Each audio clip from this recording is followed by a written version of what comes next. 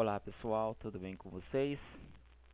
Então, o que hoje vamos trabalhar não vai ser nada de programação, nada de desenvolvimento. O que hoje queria apresentar a vocês é um pouquinho mais sobre desenvolvimento de software baseado em engenharia de software, certo? O que nós vamos usar hoje sobre de como criar uma conta, contas bancárias, de como que ele é criado com a base do UML, né? Por exemplo, caso de uso, né? O ML, na verdade, o conceito do ML, ele ajuda muito na parte do desenvolvimento do software. Por ela, nós conseguimos verificar os diagramas, né? Os diagramas de fluxo, para onde que ele tem que partir, qual que é o seguinte passo que temos que dar, qual que é o tratamento que tem que ser feito, né? Ela nos ajuda muito a desenvolver as nossas aplicações, né, o nosso desenvolvimento. Todo software em si é, é tratado pela UML. Ele é trabalhado conforme as nossas bases. E nessa opinião minha, eu vou apresentar um pequeno exemplo, né, principalmente o conceito delas, né, de como vamos trabalhar o caso de uso de umas contas bancárias, certo? Para isso, eh, nós vamos entender principalmente por onde começar. Então, aqui o conceito, né? O que vai fazer as contas bancárias? Que nós vamos fazer o caso de uso de contas bancárias? O sistema vai registrar os dados do cliente. Cada cliente registrado poderá ter várias contas bancárias, de contas correntes, desculpa aí, de vários dependentes ligados a ele e várias contas poupanças. Cada dependente poderá ter várias contas poupanças, mas não poderá ter uma conta corrente própria. Entendo poupança, entendemos poupança com uma conta que possui um valor, um prazo de aplicação a uma taxa de juros definida no vencimento da poupança. Por exemplo, 30 dias, eu joguei 30 dias, tem que aplicar acima desse juro de 30 dias, certo? Entendemos aplicações pré-fixadas, como no caso das contas poupança e contas correntes, como uma aplicação de um valor em um prazo pré-determinado, como por exemplo as datas de vencimento, e é uma taxa de juros previamente definida. No caso bancário, aplica essa taxa de juros, certo? Por causa da manutenção das contas. É, eita, para papá, não. Continuando, é, tanto a conta corrente quanto a conta poupança deverá manter o histórico de todas as movimentações de crédito e débito, né? Transferências e aplicações de prefixadas. Prefixadas apenas para contas correntes no caso, tá bom? Em uma conta corrente poderá ter várias aplicações prefixadas a elas, tá? Deixa eu falar um pouquinho referente a isso. Esse caso de uso que nós vamos trabalhar das contas correntes, né, nas contas bancárias, nós vamos trabalhar com base do Visual Studio, né, que ele tem essa modelagem. Na verdade, ele já 2000, se não me engano, que 2012 para frente ele já vem com essa modelagem, que na versão de 2010 eu não tinha visto ainda, né? Mas me toquei justamente pelo fato de ser de ser mais dinâmico na função do trabalho de desenvolvimento do software, né? E me ajudou bastante, tá bom, pessoal? Então, retornando para cá, nós temos já o conceito, aplicando processos de desenvolvimento. Como falei para vocês, o diagrama da UML, ele tem diversos tipos de tratamento, tá? Como elas têm, por exemplo, abstração, objetos, encapsulamento, mensagem, as classes, as heranças, né? No caso, a herança tal coisa, a herança do fulano, né? A polimorfismo. Quando a gente trabalha com esses tipos de conceitos das fases de desenvolvimento, vocês podem ver que vocês vão usar bastante. Aliás, os programadores usam. E muitas vezes quando você fala assim, qual que é o tipo de abstrato, né? A gente não sabe o que que é abstrato, também não sabe nem por onde começar. Por exemplo, toda pessoa física é um dado abstrato, porque ele vai abstrair os dados dessa pessoa, né? É, eu não vou entrar muito em detalhes, senão vai ficar muito chato e ampliando aí nosso tema, mas porém eu vou fazer fixado naquilo, né? Mas apresentei a vocês qual que é o conceito da terminologia, né? O que são abstratos até polimorfismo, certo? No caso, voltando aqui um pouquinho, no caso, futuramente vou apresentar cada uma delas e como que ele tem que ser trabalhado, tá bom? O diagrama de UML. Como eu já falei para vocês, os diagramas de UML têm os casos de uso, que é o modelagem e comportamento do sistema, quando trata-se de onde tem que partir, por onde tem que começar, né? Qual que é o segundo passo que temos que dar? Por exemplo, quando você cria um sistema, vamos dizer um site dinâmico, esse site trata-se de vendas. Qual que é o segundo passo desse site? Qual que é a segunda fase que temos que começar, o segundo passo que temos que tratar? Então tudo isso ele tem essa modelagem. Classes, modela classes, né? Que é a interface dos relacionamentos, visão estática da estrutura do software. Lembra que lá nos outros vídeos nós criamos as classes com nosso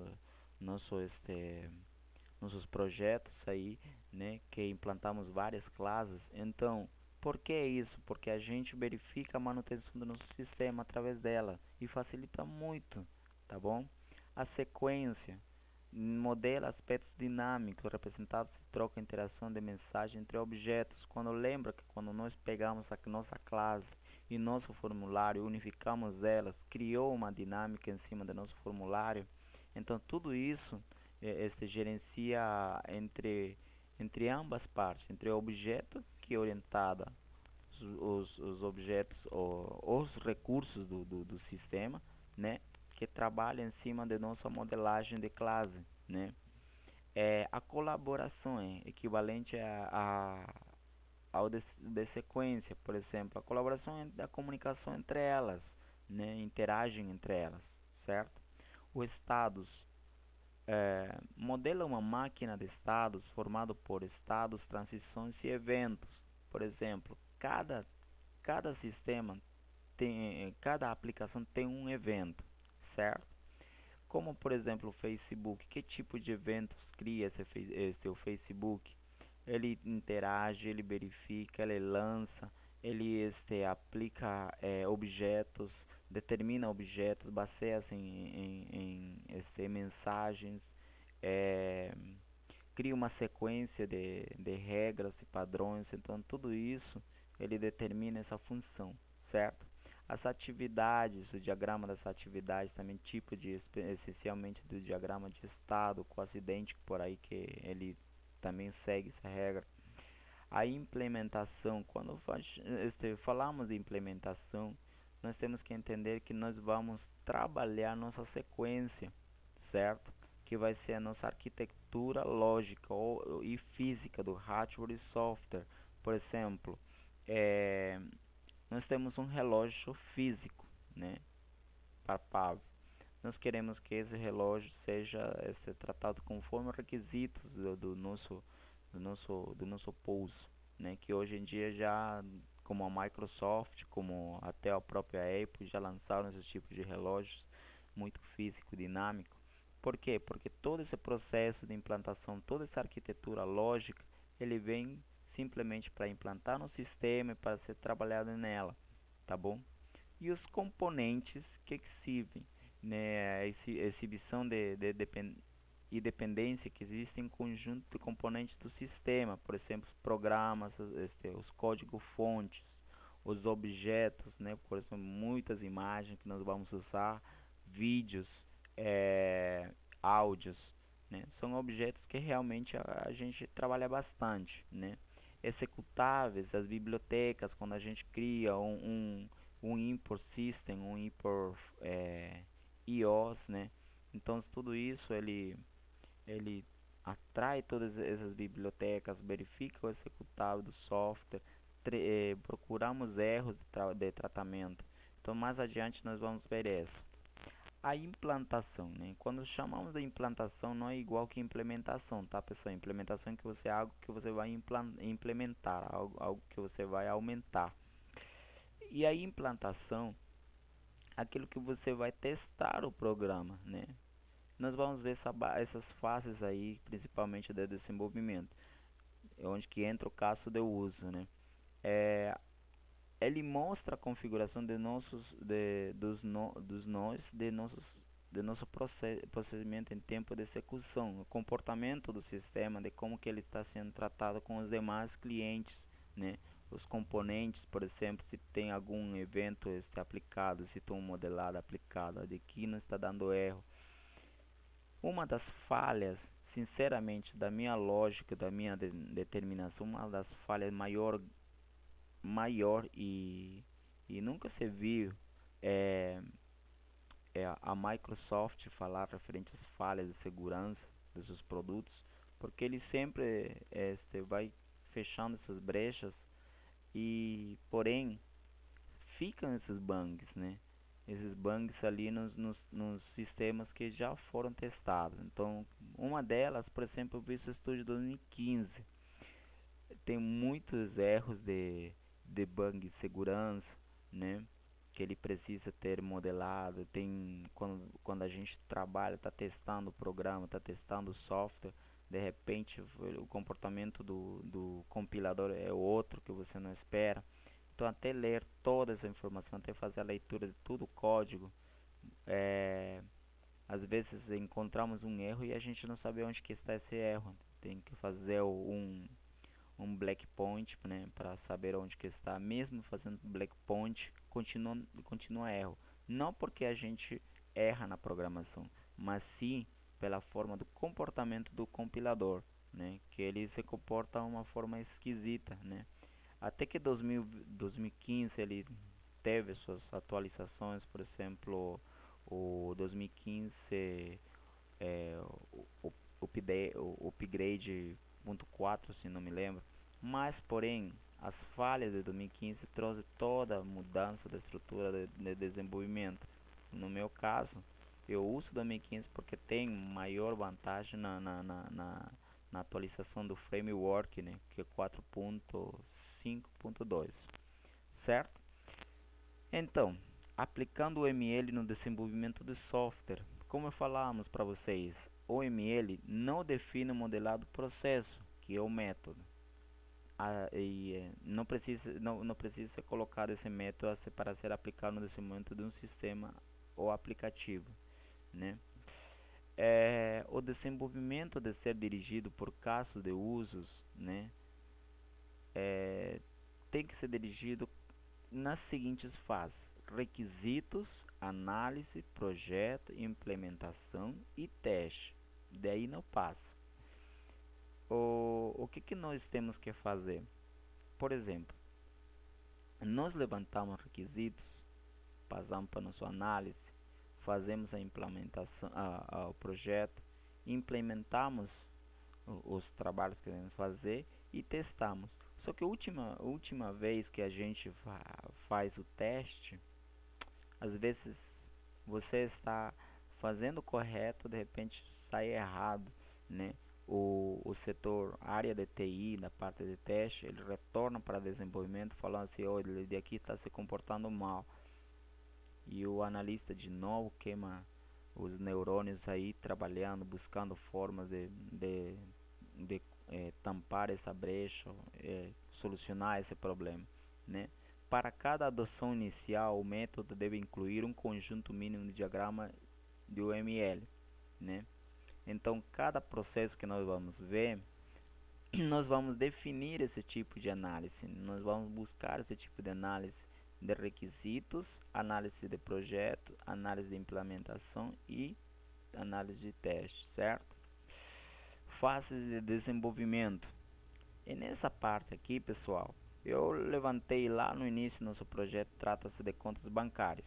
Então, o sistema bancário terá a implementação de funções básicas que será desempenhadas pela administração do banco e pelos seus clientes. As principais funções do sistema são registrar novo cliente, incluir ou editar cliente, cadastrar dependentes, incluir ou editar dependentes, abrir contas correntes, fechar contas correntes, abrir contas poupança, fechar contas poupança, movimentar conta corrente, né? É, aplicar em prefixados, né? Que naquele momento que nós estamos fazendo a movimentação, consultar histórico de conta corrente ou poupança, cadastrar agência, excluir ou editar agência. Todo esse processo nós vamos ver na prática, tá, pessoal? Mas, porém, a gente vai ter que usar o Visual Studio, tá bom? É, e nesse aspecto aqui das contas bancárias, nós vamos ver passo a passo, né? Talvez não todo o processo, tá? Porque, sabe, criar o tipo de tamanho de um sistema como tal, precisa ter um monte de, de, de informações que podem ajudar, né? Porém, eu levantei conforme na sequência da minha pesquisa, tá? Se vê que não ajuda muito, vocês podem mandar uma opinião para a gente melhorar nosso trabalho e poder executar nossa base principal de desenvolvimento. Tá bom, pessoal? A gente se vê na próximo vídeo e damos continuidade em nossa prática de desenvolvimento com análise de requisitos e levantamento de requisitos. Certo? Um abraço aí, até a próxima.